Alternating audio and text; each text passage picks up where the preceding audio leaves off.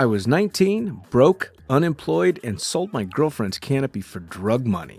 So, I thought I better sew her a new one. What a sentence, and what a story.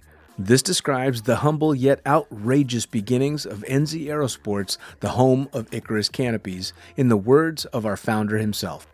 From getting a paratrooper toy from his mom, watching parachutes at the DZ as a 6-year-old, jumping off the wharf with a parachute made from bed sheets, doing his first jump at 16, sewing his first canopy on a borrowed machine at 19, and starting to sell parachutes out of a garage in 1986, Paul Gyro Martin had an undying love for the sky.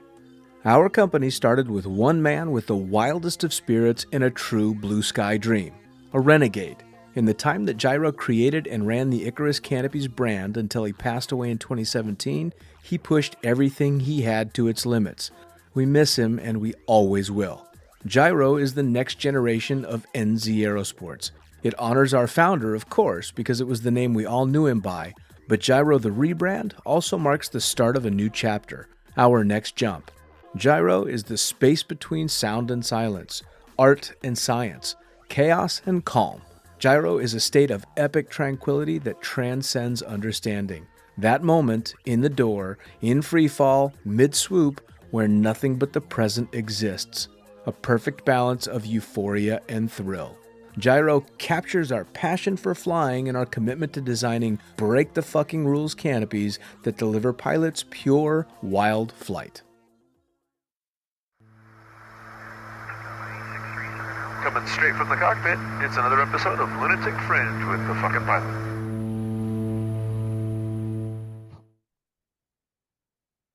Ready, set, go! Back in the can for another edition of the Lunatic Fringe podcast, and I'm diving straight into this one because I got a whole bunch of questions. Who the fuck are you, and what do you do? Hey, g'day. My name's Jason Cooke, and I make helmets for skydivers.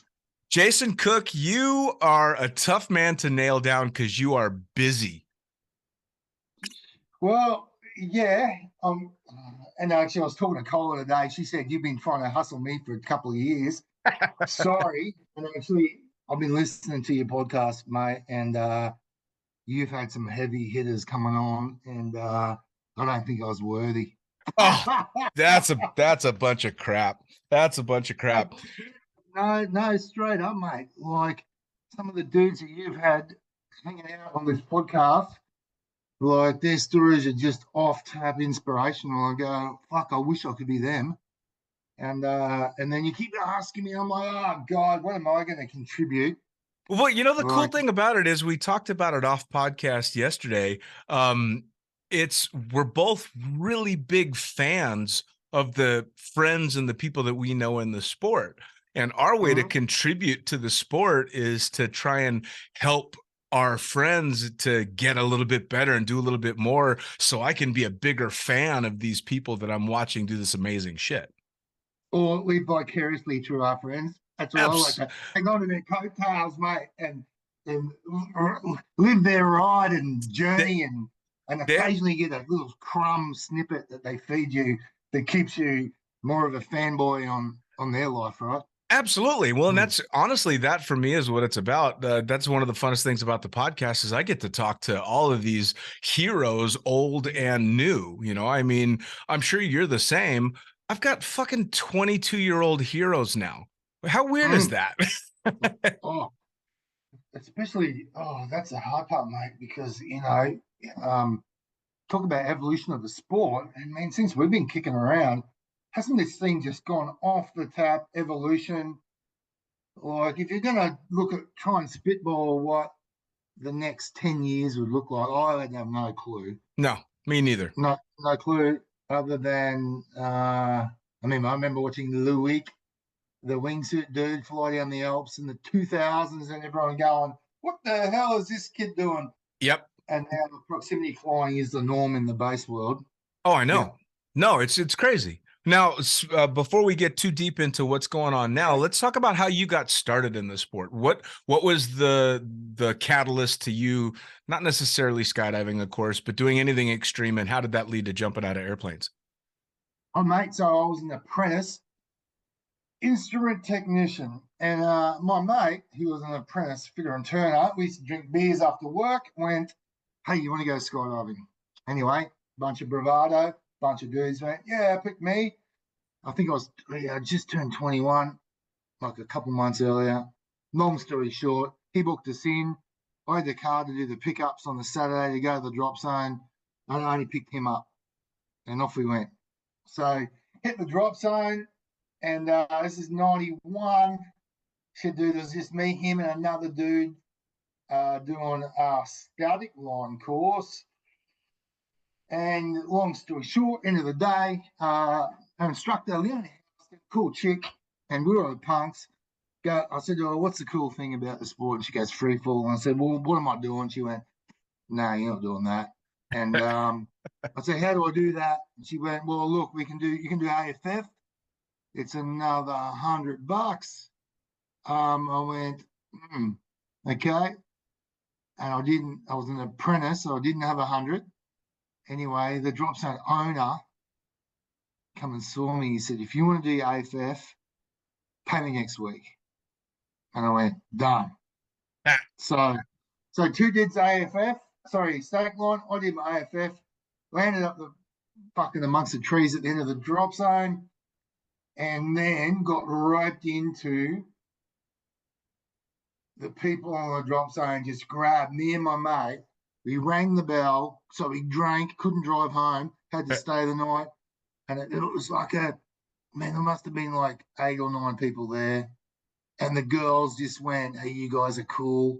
We call it an airgasm.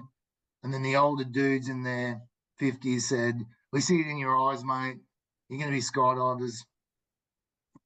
And we stayed the night and partied with 10 people because that's all that was at the drop zone in the night. Like, yeah, it was like pre point break days. Anyway, I couldn't afford to go and do my next jump next week because I had to pay the drop zone owner back.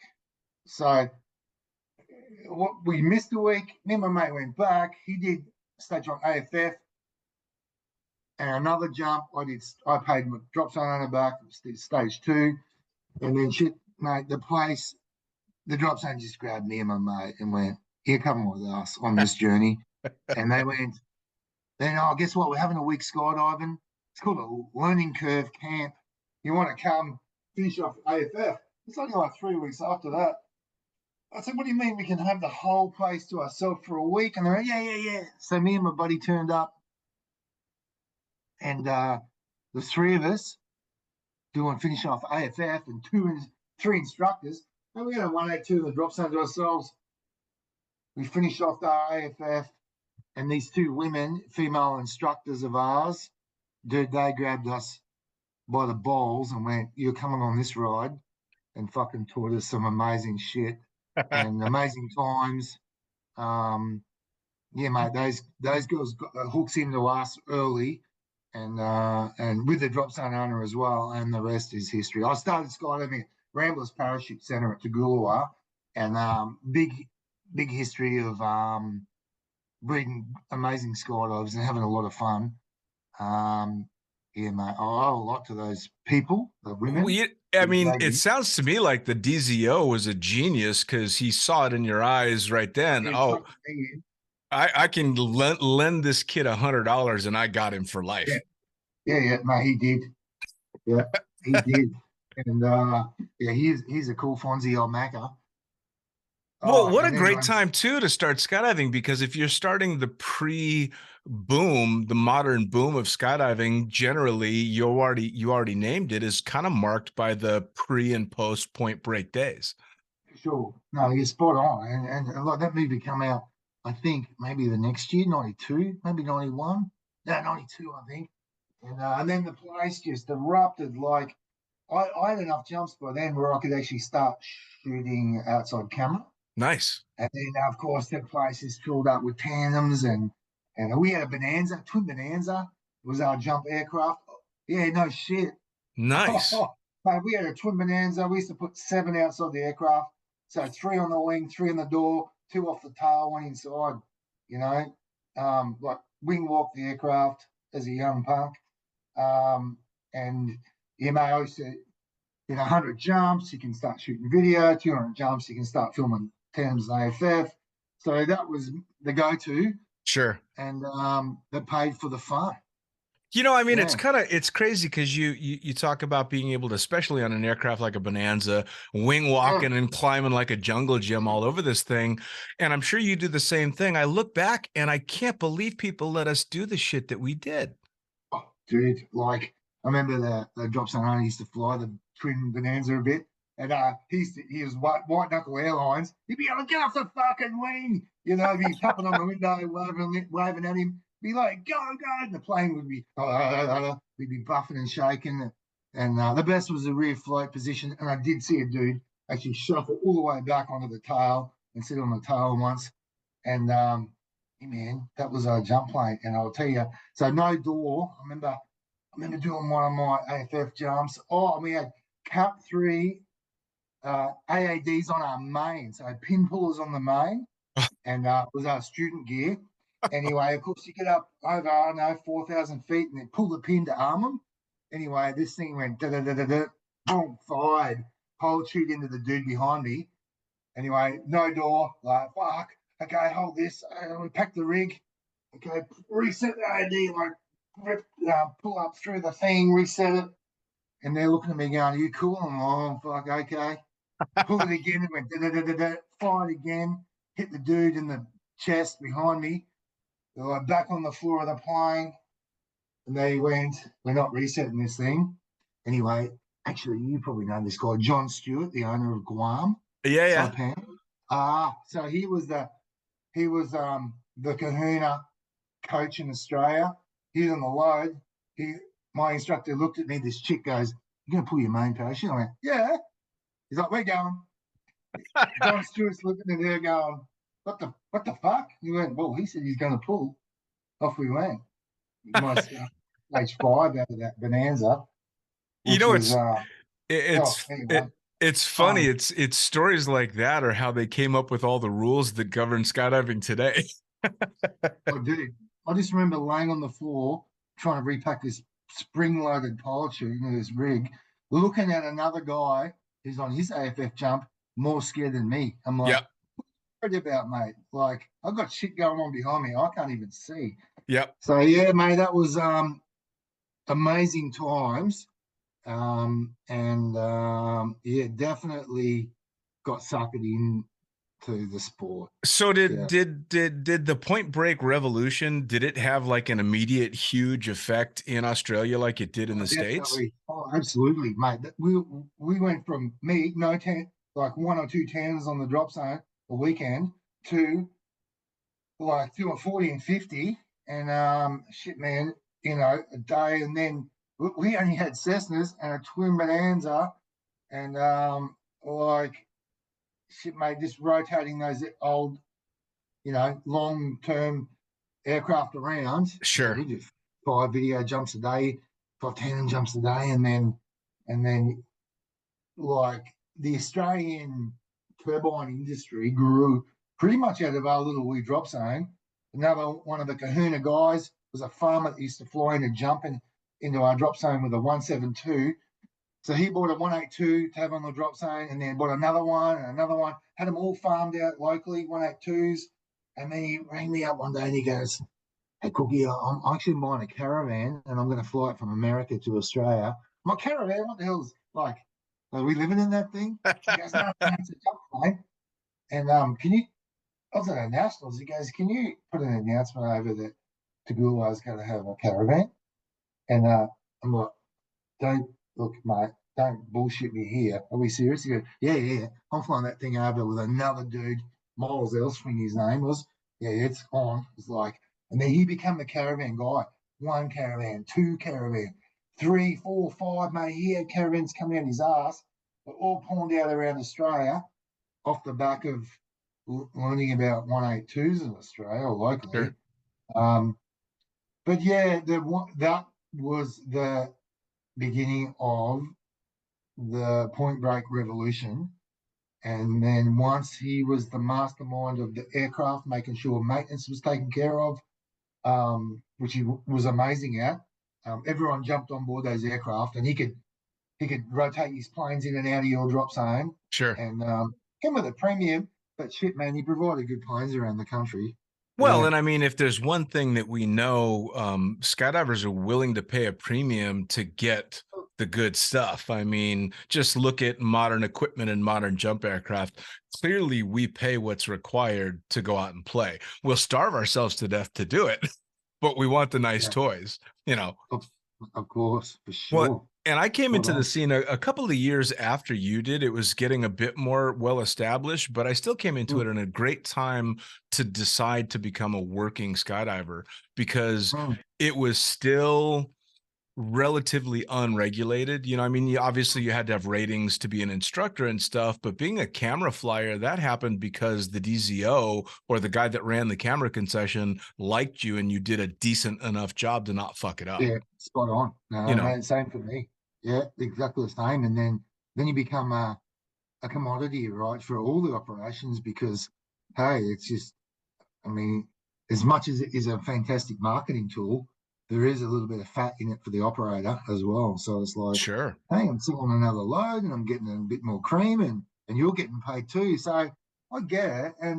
And fortunately enough, on the back of that, we got the jump numbers up to then become instructors, right? Because we're doing recurrent. Yep. You know, we have to fly close to tandems, we had to get there quick. We were jumping from 10,000 feet too, so Yeah. you got to get your shit together to get underneath stuff quick and exit wise, and then you just current. So when they ask you, would you like to do your AFF rating, it was like, oh, okay, no brainer. Yeah. It was a bit of a late starter to the tandem stuff. I think I definitely had over 1,000 jumps before I started doing tandems, Sure. and which I is, was man, I was cool. about the same, man. Honestly, if it had been up to me, I would have been a camera guy for life. But Me too. you know, the drop zone that I worked at, they started to realize quite quickly that us camera guys were having more fun flying our own parachutes and making really good money, you know. So all of a sudden, the tandem instructors are like, "Fuck you guys, we want a part of that." You know, Have to carry those big rigs to the aircraft 10 times a day. yeah. Yeah, spot on. No, Yeah. I mean, looking back, I don't blame the guys, but I mean, at the time I was like, I don't want to do fucking tandems. I don't want to do this. And then all of a sudden I fell into enjoying it, but, it was definitely not my choice. I would have been a camera guy forever. And I was well over 1,000 jumps before I got that tandem rating. Yeah. Well, look back and it was that, that formality, that next step. I remember, my buddy, he was a rigger, and he had a rating. He was a rigger that could teach me to become like a rigger as well. And he goes, Okay. "Come on, man, you gotta pack your own reserves." Oh, fuck that shit, man. Anyways, no, I'll teach you. Anyway, we had a new tandem rig come in. He goes, "Oh, I got a new rig to assemble for the drop zone owner. Come and assemble it." Anyway, I jumped that thing the next morning. I had a malfunction on it. And I packed the reserve on it. And I had the stupidest malfunction. But I remember getting off it going, oh shit. Oh, okay. Life is good. Anyway, I did all my pack jobs, and Ben goes, "You need to do the exam." I'm like, "I'm not doing that shit, mate. Yeah. You can just I'll pay you to pack my reserves." Yeah. Yeah. I was kind of the same, you know. I mean, I worked at Skydive Las Vegas that had an excellent master rigger who would do courses and stuff, but I was so busy with jumping and working. I was such a workhorse at that time. The idea of spending what little spare time I had in the loft sewing shit up just didn't appeal to me. Yeah, me too. Oh, the pressure. It was like it's a serious business. Yeah.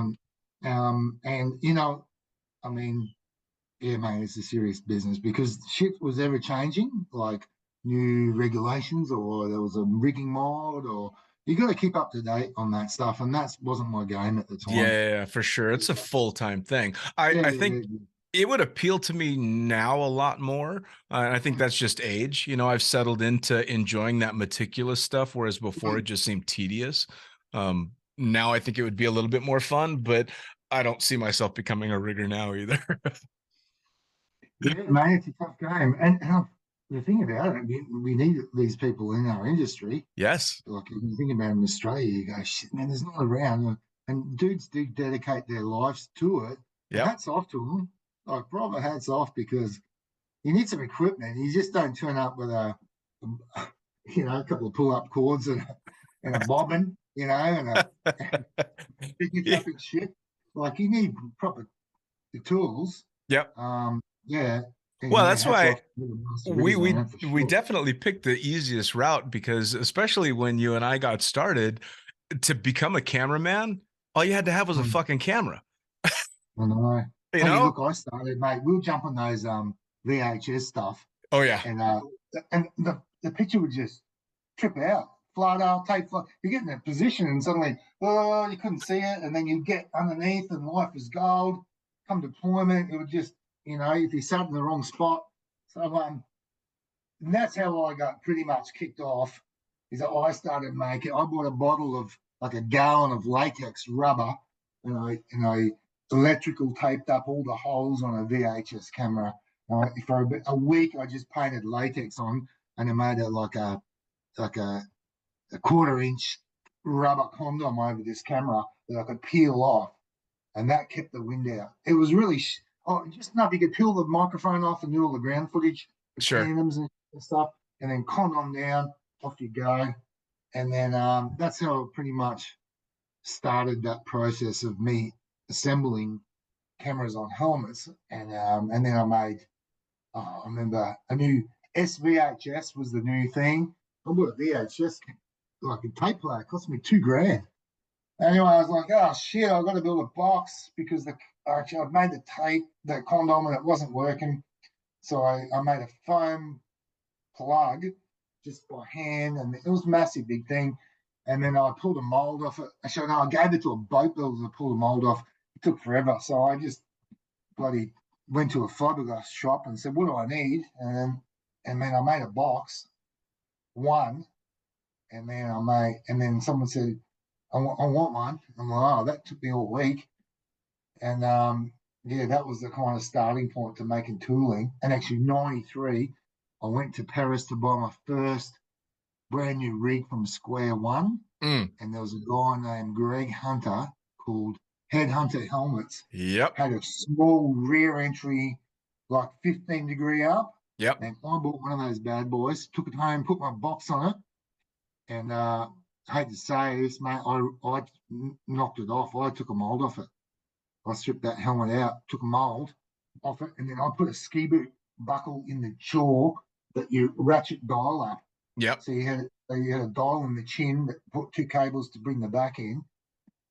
And that was that's how I kind of got kicked off. And this was all this weekend warriors shit we're talking about. I was working and having fun and jumping, and people were, I'll go and see Cookie for a helmet. I'd have to go to the parents' garage and tinker for a couple of weeks and the shit together. Yeah. Well, I mean, especially back then, you kind of had to learn how to do it yourself with a lot of Sure. that shit. I mean, I remember a guy by the name of Sammy Popov, who runs Skydive TV, showed me a trick. Yeah, good. Yeah. He showed me a really cool trick using just a rocker switch and a telephone plug, so that you could wire the telephone plug so it would plug in and you wouldn't have the chance for the still camera to accidentally unplug. It would lock in because of the telephone cable. And then the rocker switch would just sit against my lip, and I could just click my lip instead of having a bite switch. Yeah. But he figured all of that out. And of course, you take all these little tricks that somebody else has and kind of jerry rig your own system throughout the way, until guys like you started making helmets that thought of all that shit for us. Oh yeah, look, I used to buy those 20 milliliter hypodermic needles without the needle, and then so I'd chop the needle off and then run the cable through the bottom and put a switch in the top. So I used to, all my stills photography were done by hand. Yeah. Once that shit was ratcheted up on my face, if I put something on my mouth, I'd be like a hooker at a fucking blowjob convention, mate. I'd start gagging. Yeah, you couldn't do it. Like No, man, I couldn't do it. I couldn't have anything in my mouth. Yeah, no, I was So, the same way. I was so exact. I had to have it in my hand. So I'd be threading cables up my jumpsuit, little plug it in. Yeah, Well, I'd be that's vomiting. Yeah. I got into the first time I was shooting video, that was still going on. You still had your still switch in your hand. And Mm, the first helmet I ever jumped was actually a mm. loaned helmet by a guy named Kevin Love, loaned me his headhunter helmet to shoot video of him and some other people. And that's the first time I'd ever put a camera helmet on. And it was Yeah, right. one of those old headhunter helmets. And it was, I mean, it was awesome for what it was. Mate, the best thing was it was 15 degrees up, so you could get right underneath a tandem and not have to crank your neck up. Yep. You could kind of sit up like chest high and just like, and the thing would be perfect, right? Man, I loved it. Even for doing four-way videos and that kind of stuff, it was, man, it was a good bit of gear. Just the weight. So Richard Stewart, does that name ring a bell?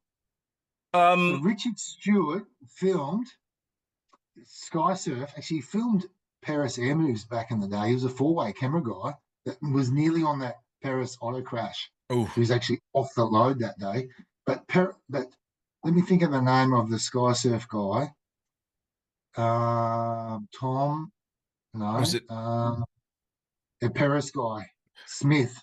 Rob, you're talking Rob Harris? Yeah, look, Rob Harris.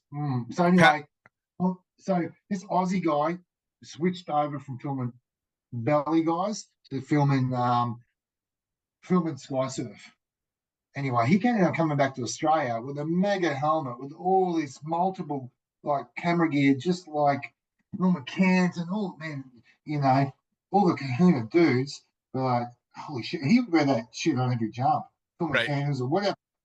Like, dude, you got 10 kilos on your head and man, Now, yeah. you were doing a shooting video and doing the instruction stuff too, but you Mm, chased the competition stuff for a while as well, yeah?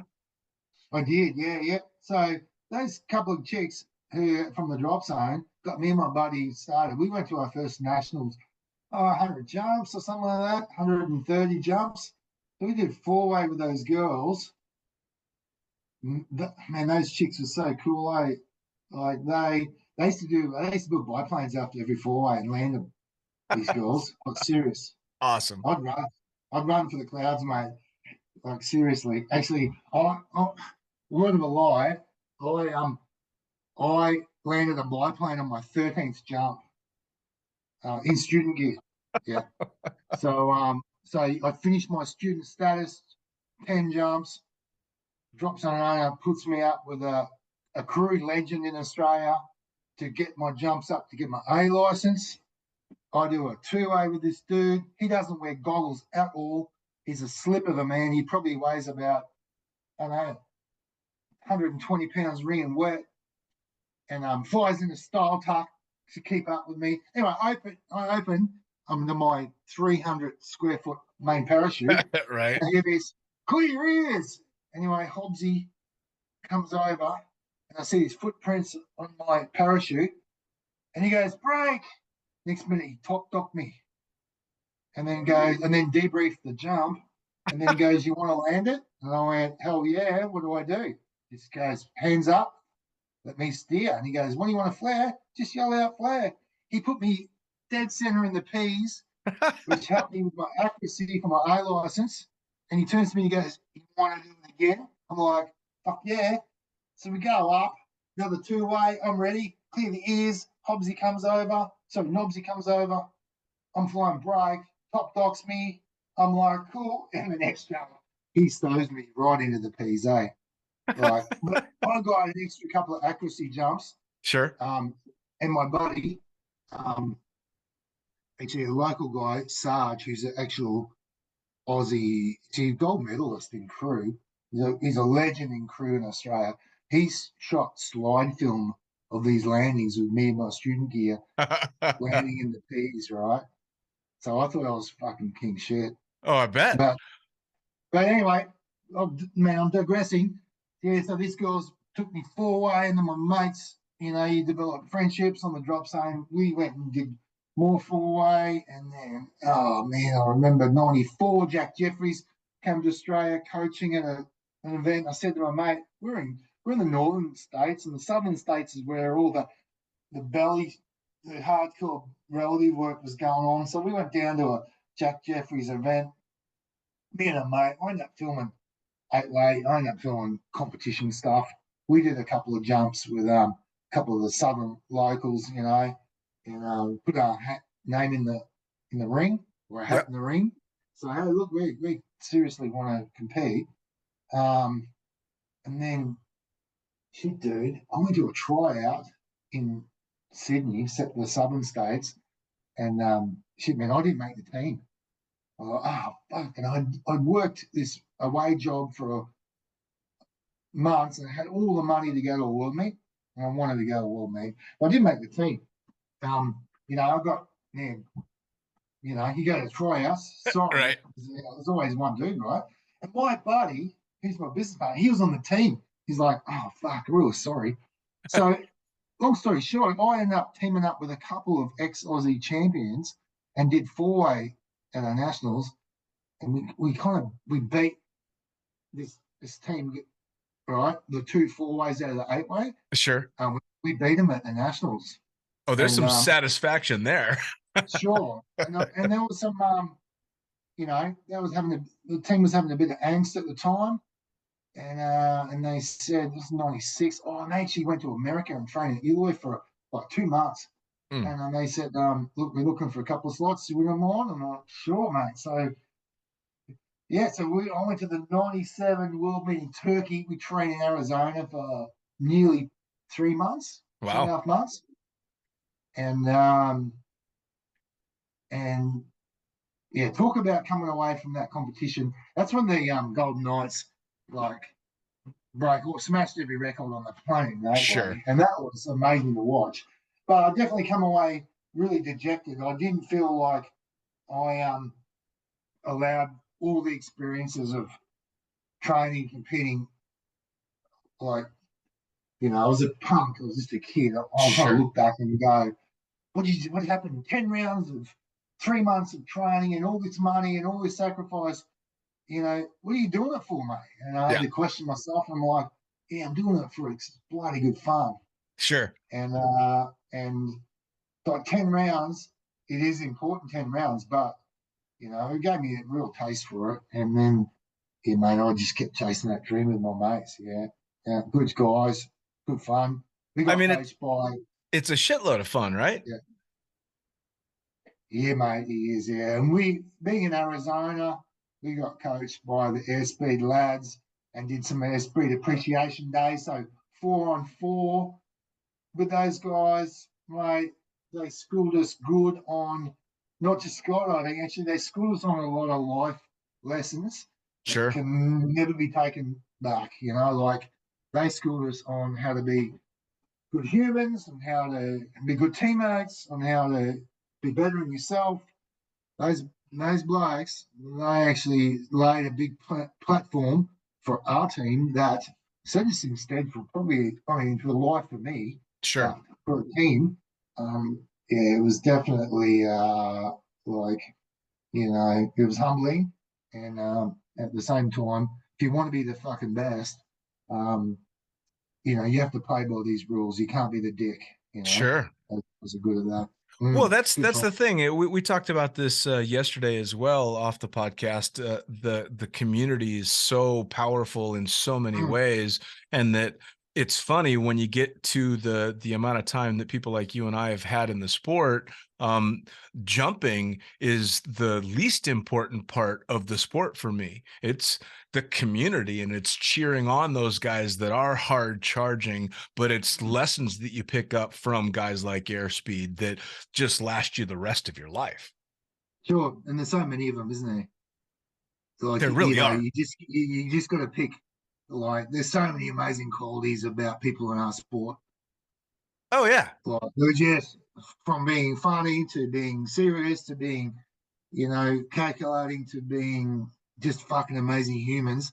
Man, you just want to pick a little bit of out of each one's soul. Yes. And put them in your own back pocket. Yep. And when you're in sticky situations, or whatever, you're facing a little bit of a crisis, there's going to be some personality that's going to rise above. You pull that dude's attitude out of your back pocket and put it into practice, Oh, and absolutely. I remember I was um, at Omar Al-Hijalan's birthday. oh, This was shit, oh yeah. I mean, it's he's the a Omar, fucking heavy right? hitter, that man. Yeah. Oh, mate, he was at that world meet in Turkey in '97, just showing the world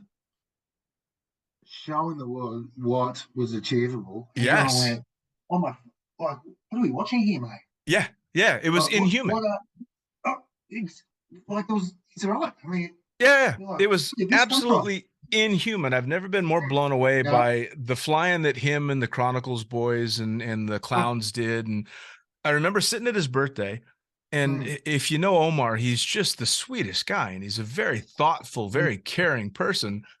But there's two people that are looking at him. There's the person that's the big fan who sees the way athletes are in other sports and oh, how high and mighty they can be.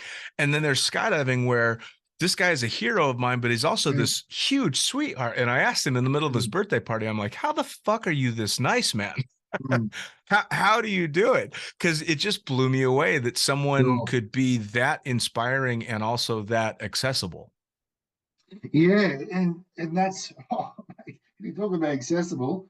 I remember going to Eloy after training there a lot and looking at like the core, sorry, the Arsenal guys, Yeah, yeah. and actually you can just flow actually not to select certain groups, but it flows on to everyone in that industry, or on the drop zone. Is that at the end of the day, I would like to just go home. But Yeah. these guys will give you their undivided attention all day, debrief you, want you to be the best person of yourself, and then they'll go, guess what? Come and have dinner with me and hang out.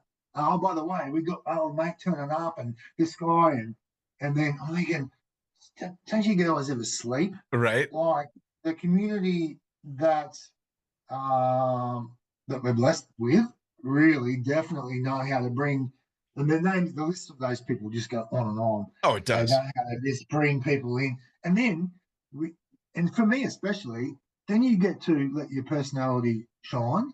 Yes. I reckon I was a different restart prior to skydiving, and then you get a lot of self confidence in being yourself Yep. because because people allow you to be yourself unjudgmental, Yep.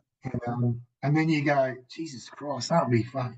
Aren't we? Everyone's just so cool. Oh yeah. Well, the coolest thing too is you're right. You get to kind of become the person that you want to be for sure in the Yeah. community, and you're allowed the freedom to do all the stupid shit or the good shit, and So, know that the people that you're hanging with will tell you if you're being an idiot, or oh, will tell yeah, you. yeah. And it's great because you not only get all this amazing advice, but you thicken up your skin because skydivers are the first ones to tell you when you're being a Oh, prick, yeah, for sure, which and is great. oh yeah, definitely. And I mean, I'm gonna throw one at you, a bit of a helmet related thing. Is that we've got some really great coaching back in the day, and learnt the values of exceptional coaching and to connect with coaching, and not just from a engineering personal perspective, just general life perspective. So when it come time to building products, we kind of reached out to those people that went, "Hey, what do you want?" Because Right. they kind of know what they want. And also too, we had a debrief rapport that was like unbiased, wasn't taken personally, which is hard to do. Like getting constructive criticism and taking it on board can be hard, even if Sure. it's personality related, because scholars will tell you straight, you need Yeah. to pull your head out of your ass and stop thinking like that and think like this. Yep. So when it come time to build some helmety staff, we enlisted, we reached out to those people to entrust to give us good feedback, Right. and then went away and tinkered and came back and kept showing them stuff and kept going. There's definitely a two-way thing going on between us and our peers in the sport, Sure. um, and that just helped us because it took a bunch of years. Like, yeah, we were working our rings off, and also too, it was a bit of straight up, my personality doesn't have me living on a drop zone, banging out 2,000 jumps a year, trying to be a world champion. That is definitely not me. Right. But if I can build something that you envisage, and I'm going to put all those hours into making something that you're going to appreciate, that's what I'm actually quietly all about. Sure. Is tell us what you want. I'm going to make something. It might not be right, but we might start the path of, are we going to discover something that is correct? Sure. Well, and that's where you and I are similar in that both of us I was a good skydiver. I am a good skydiver, but I'm not an outstanding skydiver, especially not by today's standards. I'm just a drogue throwing, meat hauling camera guy that did a good job. But I tried to find ways to give back to the sport in more than I could just jumping. And you've done the same though with the helmets. I mean, I did it by writing for Blue Skies and doing stuff like this. But you did it by, again, adding something to the community through all the work that you did with the helmets, which is incredible. Oh, look, I mean, sometimes I go, sometimes it was a necessity. I needed shit to put on my head. Sure. Other times I go, wouldn't it be cool if you had one of them? And look, up until probably 2010, we weren't blazing trails. Sure. Like when you talk about Omar and Olav, Zipser and those guys and a bunch of other, just trailblazers like Louis flying down Mount. Like there are people that have blazed trails. Sure. Like Greg Hunter from Hunter Helmets, he was blazing the trail with that thing. And then you look at the Troy Widgery factory guy, he was blazing trails with that one. Sure. Basically we were coming along satisfying a need for people that wanted stuff. And I think it wasn't until we built a gas in 2008 off the back of lots of feedback. And they went, look, dude, we're breaking our noses by doing block 19. We need to have a hard visor. We need to have a thick visor. And that kind of stuff hadn't been done in our sport. Right. I think that was a time that took a bunch of years and a shit ton of saving up to kind of blaze a trail for ourselves. Sure. And to build something that was a bit off spec than what everything else was getting around. At the same time, man, the wind tunnels were just kicking off, mate. I was spending hours in that Orlando tunnel coaching and training, and they wanted low jaw, see your mouth, big communication, smack me in the face, I'm not going to get hurt stuff. Right. So I think that's when we were blazing our own kind of trail in the helmet world. Sure. Just surely off the back of pure functionality. Give me the list. What do you want? Right. Can we make it? I think that, and with my, it's not just me, it's a bunch of us. I kind of looking, just purely listening to the market. We built, I think, 30 different types of camera boxes year after year. New camera comes out, new box. We're machining lens bodies. We're machining when the Schumacher quick release mount become unavailable. Shit, dude, we bought our first CNC off the back of trying to build a mount that was, less than a quarter of, less than 3/8 of an inch thick to put on helmets. Like when that clicking, I think it was Schumacher was the brand, become unavailable, mate. We need to make something, you know. But yeah, man, that's just a little bit of history. A couple of world meets in there. Up until 2003, I think we went to a bunch of world championships and with my business partner Jeremy, and I think 2003 we built a box for a Sony PC 107 camera, I think it was, or 105, I think it was, and we set up a advert in Skydiver Mag out of Deland. Yeah. And I got a buddy of mine who's a jumper to do the artwork. We got a credit card machine. We made 30 of these. We gave them to his missus, all boxed up. Okay, let's go to a world meet. And we came back, we sold out, had orders. And I said to my mate, Jeremy, I said, fuck, we've got a credit card machine and all this money in the bank, and we don't even actually have a business. we might get ourselves in trouble. So we basically used the money that we made off these boxes that we built, and then that actually paid for the company registration, Sure. and man, the Well, rest is that was kind of the start. I mean, it's funny because I think back to all the equipment that I owned, and I started Mm. out with the old high 8 cameras and then moved into the mini DV, and I Yep. can track my evolution as a camera flyer with cameras, helmets, and boxes. And Yeah, boxes. Yeah. none of these kids that are jumping nowadays know what the hell we're talking about with a camera Sure. box to stop a tape from fluttering because they don't remember what a Yeah. tape is, which is Shit, great. dude. But well, so I'm linked up on a fantastic Facebook page that you may have heard of called the Beginner Skydiving Forum. Yeah. I think I'm on there too. I think. Yeah, Yeah. it's fantastic. They've got like 63,000 members. Not all of them Wow. active. Oh yeah. A lot of people that are learning how and just getting started and everything. So for them to hear the evolution of all this stuff that happened is always a lot of fun. It's always very interesting. And I get a lot of feedback from them going, you guys used to have to do what? Mm. And it's especially with equipment, it's that way as well. And especially the helmets. And it's got to be pretty wild for you after as many years as you've been doing it to take a look at any one of the world record jumps that gets done and see Mm. your logo on more than half of the heads in free fall. That's got to be pretty. That's got to be cool. Oh yeah, mate. Like talk Did- about proud. Talk Yeah, about like blown away. I think humbled that people. I mean, hey, mate, I'm a pro-choice dude. Technically, if you look at any of the rules and regulations, and I was one of them too. 100 jumps, I'm not wearing a helmet. Get fucked. sure. I was one of those guys. And then like, how do we put our audibles? And I actually got grounded going low because I wasn't looking at my altimeter, Sure. and we had to put straps and stuff on. But yeah, mate, just looking at all the big way stuff, yeah, for sure. Remember, we're a bunch of belly flyers, Sure. and we really targeted that.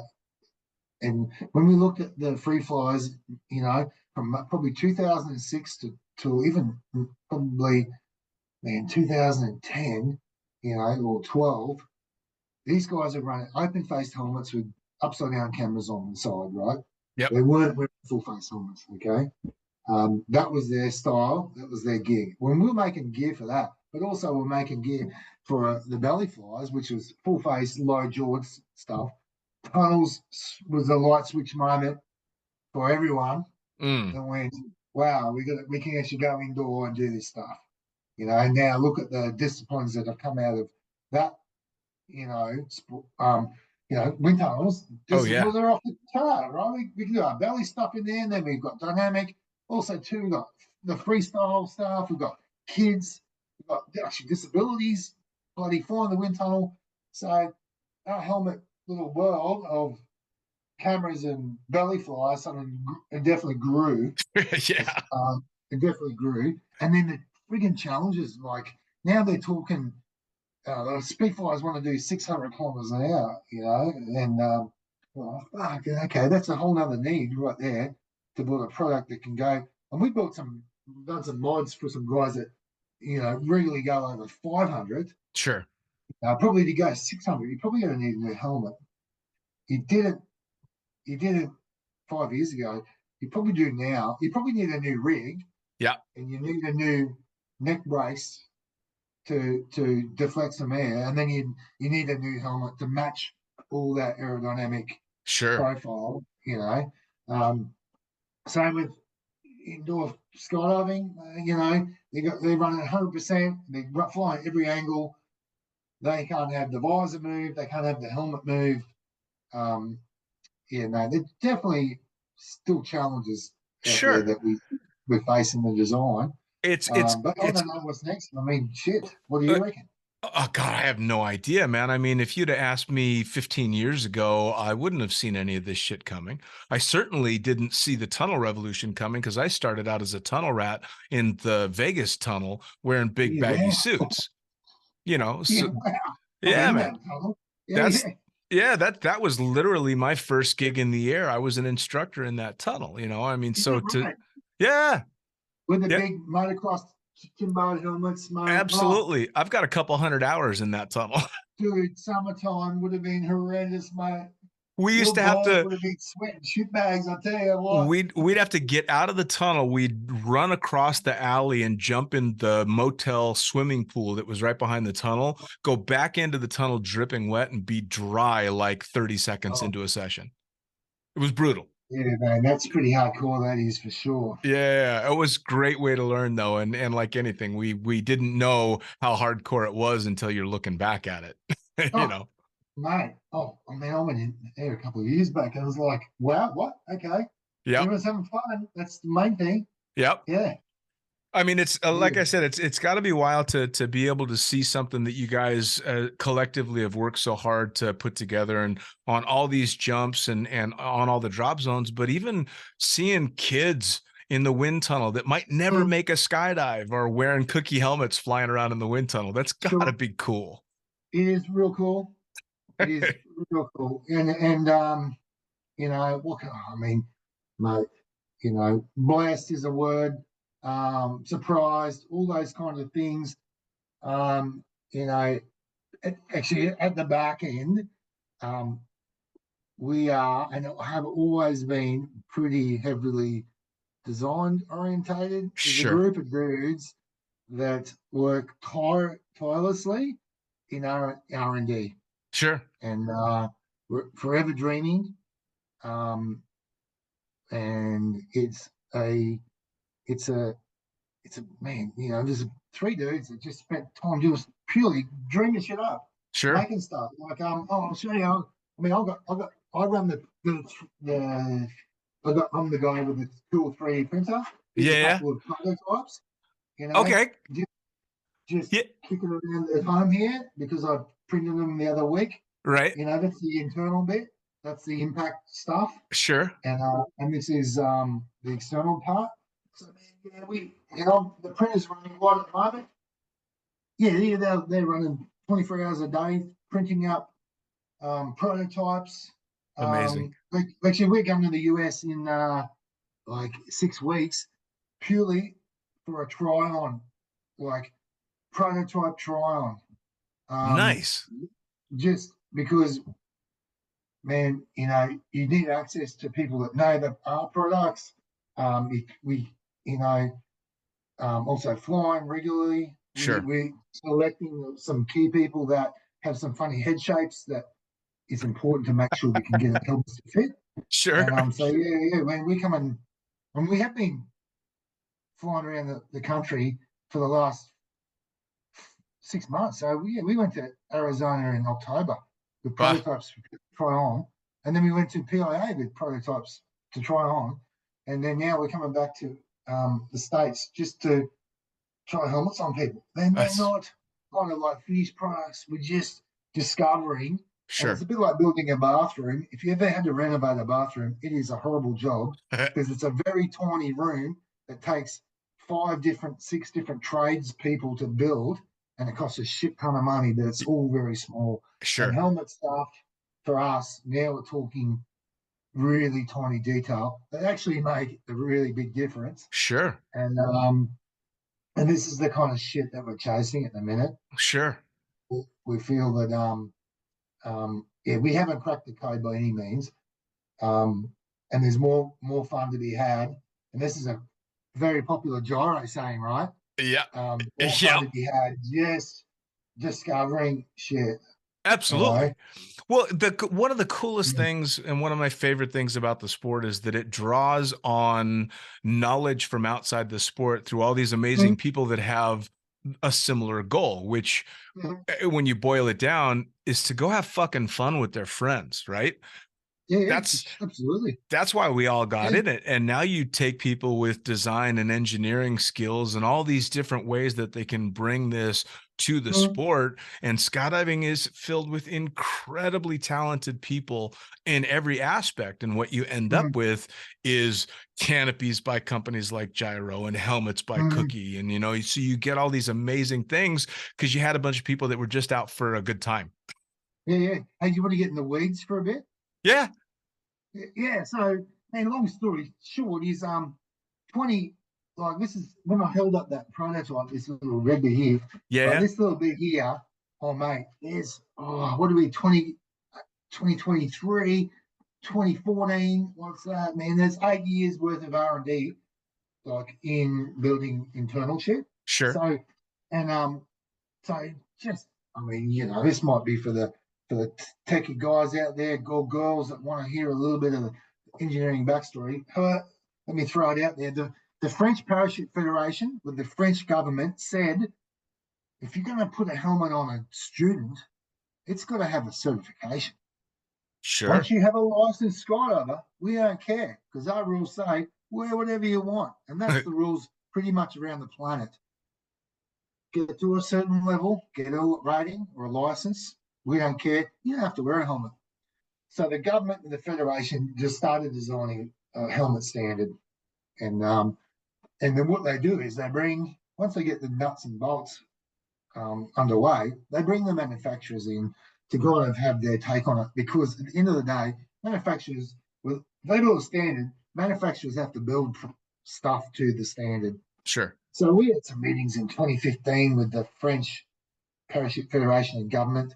They were building revision standards for helmets. We knew nothing about them, but we'd actually started working on impact protection in 2013. Mm. And we're like, and we've done a bit of testing in New Zealand in a lab. Like, this could be good. Anyway, it was definitely a challenge. So we had these meetings, and then they had a few changes, and we had to go and get schooled on the engineering about impact protection. And then when we were attending these meetings as well, some of the things that they're bringing up, we actually built them, and then went, look, we're not so happy about it. And I'll give you, because we're skydivers too, we're kind of like, okay. And one of them was they wanted a snag test. That was let me think, it was a 0.5 millimeter line waved over the helmet, can't catch. And I went, look, man, student parachutes, man, most of my student parachutes had background line that were about the size of your finger. Sure. But most student parachutes these days are like 725-pound Spectra or something along those lines. We said, hey, look, how about you use a 725-pound Spectra, which has a dimension of 3 millimeters by 1, put that under tension like you suggested, then wave that over the helmet as your guide, because that's actually a parachute line. Sure. And that's what you want to test for. And then the other one was retention. There was a buckle test. There was automatic release. Anyway, he demonstrated that it wasn't a great idea. Right. Automatic releases is like having an automatic ejection seat in a jet fighter. So you're flying along and suddenly this thing goes, you're gone. No, don't you get to choose when you want to eject? Right. So we went, hey, look, let's not have something automated that you got to have parameters around. Let's make the buckle so that if you need to eject it under a load, you can. Yeah. You unclip it. And there is a standard for that buckle, and it's in other sports. We went, just use that one, because once you get a load on it, if you are hung up, undo the clip, the thing will release. Looking back at some of our buckles, they won't release under load. They don't. The moment you put a lot of force on, they'll hung up. Sure. You can try and squeeze that little tab where you're like, that thing's not coming undone. Right. So now all our buckles are all got that kind of load-rated buckle. You would know it. It's just there. Sure. Just what is what it is. So that's standard. And in the moment they ticked the box and the government went, yeah. They went, hey, have you built that helmet yet? We're like, come on, mate. You just bloody released that thing a few weeks ago. Yeah, mate, we're building that. And then, so, however, the thing about helmet standards, the jury is still out on impact protection. Sure. Yep, the jury's still out. It's a bit like getting a Harley and putting no helmet on in Florida and riding down the street. You're happy. Right, I get it. You are as happy as a pig in shit, mate. The wind blowing in, well, yeah, happy days. If you come off, God, the hand of God will take care of you, whether it's good, bad, or indifferent, right? Sure. And so the jury's still out about impact protection. The thing Well, about and our sport, you I get would to think choose. I would think with impact protection, you are talking about so many variables and so many extra directions and so many varying speeds. Sure, At what point do you need to be impact protected to? 100 sure. kilometers an hour, Sure. 150, 200, 500? I mean, And listen, to build helmets that protect you, like you were just suggesting, they wouldn't physically be viable to make. We no. wouldn't wear them. Well, and And when you look at, you'd have a yeah, perfectly preserved head and the body would be gone. there you go, mate, for sure. And think about all our helmets that are on the market today. They do have their limitations. Sure. And most of them are this. And this is as simple as it gets, except for kayaking. If you imagine, you've heard of the unfortunate incidents where people have been drinking and the one punch kills. Sure. Someone gets whacked from behind, they fall over, now they're dying, right? Sure. So most of the impact testing is, imagine if you're the average height of a person might be like 5'10", males and females included, say it's about 1.6 meters high in metric. Imagine standing up or being that tall and just falling over and hitting your head. That's the kind of impact force that the majority of helmets in the world are tested to. Sure. If you're standing up straight and fall over and bang your head, the helmet is to protect you for that level of impact. Exceed it, it's not going to help you. Sure. You're going to get a concussion. It's to save you from a traumatic brain injury. However, that all bets are off because you could hit your head in a way that you might have those kind of impact. So they're the kind of challenges for skydivers, and that's the kind of standard that's floating around. Right? Sure. Well, and I mean, we're in the business of trying to mitigate risks as much as possible, but you can only do so much. And if you're the type of person that has to play the numbers game with risks that much, chances are skydiving's not your sport. It's a risky sport. Sure. I can go and buy a VK75 and go and tear it up. Yes, absolutely. Right. But I can also get on a kid's scooter, get going too fast down the street and eat shit at the lamppost in the corner, and I'm just as dead. Yeah. So, from our perspective, being a helmet manufacturer, we have to go on one technical challenge.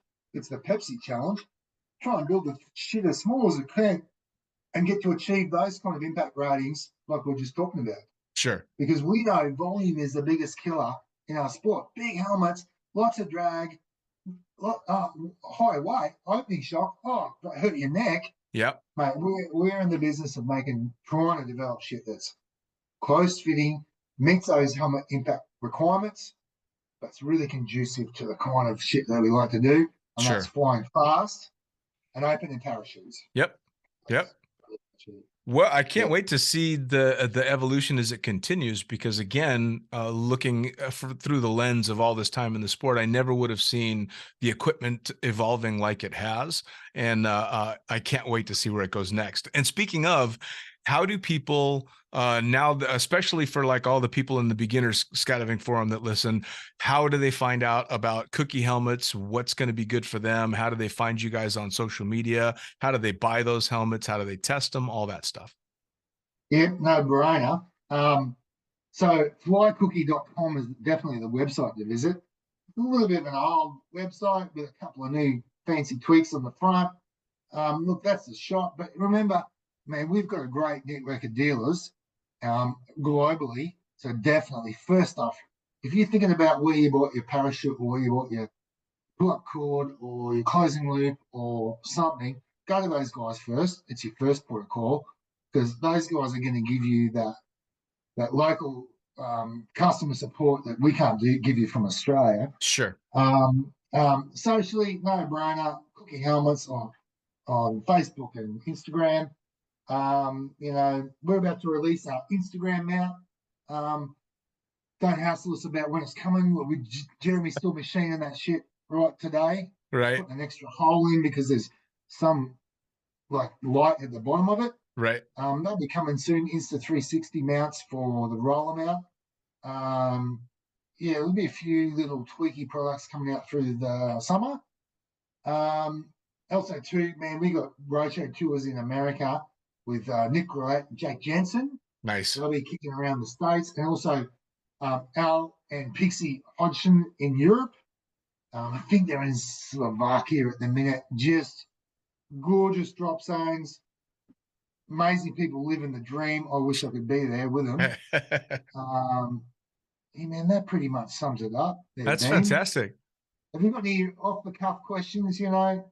Like, Honestly, I think we've kind of touched the bases on pretty much everything I wanted to hear. The big thing too is kind of just getting the origin story. I love knowing where all this stuff originally came from, and especially because, like I said, I can kind of track my evolution through the sport by what equipment I had at the time, and having had so many of your boxes and all that stuff all the way through, and now my G3 for being in the tunnel and all that. It's kind of neat to be able to talk to one of the main people behind something like that, because it's an iconic piece of equipment that I've had my entire career.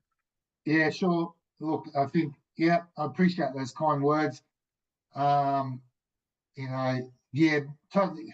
I mean, yeah, we were just in the right place at the right time. Yeah, man. Listening to people way back then. Yeah, we're still trying to get, creative.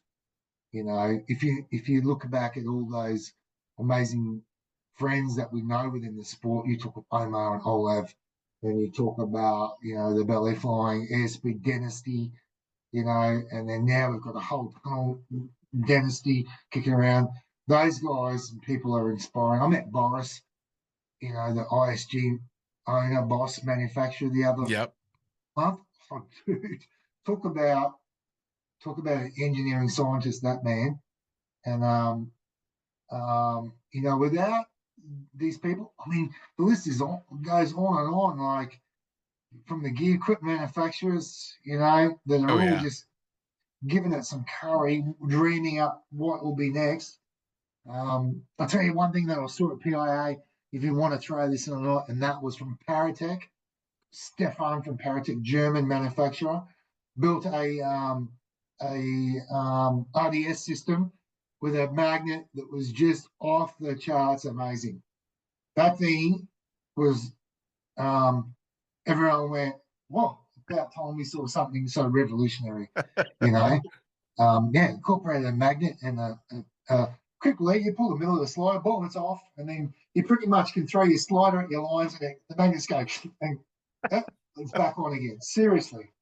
So, mate, that pretty much sums it up, mate. I'll tell you what, I know you've been chasing me for a couple of years, and I was talking to Cola today out of the blue about you and your effect that you've had in the skydiving world by presenting amazing podcasts to the masses. So, yeah, man, let me give you some props for being a fucking cool legend, and definitely dragging people like my sorry ass to come and talk rubbish. I think it's rubbish about the odds and sods of skydiving. Well, I promise you nobody else thinks it's rubbish. And this is, like we discussed yesterday, this is where I get such a kick out of it, because this is me getting to have literally the biggest fucking bonfire chat on the planet.